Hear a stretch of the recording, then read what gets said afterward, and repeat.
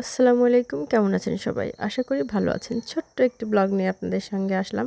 তো এই যে দেখছেন আমি বড়া খাচ্ছি। বড়াগুলো কিসের বড়া এবং কে বানিয়েছে? আপনারা কি শুনতে চান? ঠিক আছে, আমি বলছি। তো সবসময় আমি সবাইকে বড়া বানিয়ে খাওয়াই। আমার কখনো ভাগ্য হয় না কারোর হাতের স্পেশাল বড়া খাওয়ার। তো যাই হোক, এবারে সেই সৌভাগ্যটা আমার হলো। তো কিভাবে হলো সেটাই আপনাদের সঙ্গে শেয়ার করছি। তো বিকেলে বাড়ির বাইরে একটু হাঁটাহাঁটি করছিলাম।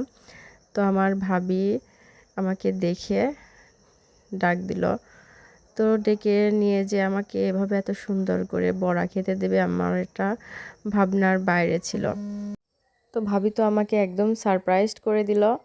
তো যাই হোক, এবার বড়ার টেস্ট কেমন হয়েছে সে প্রসঙ্গে আসি।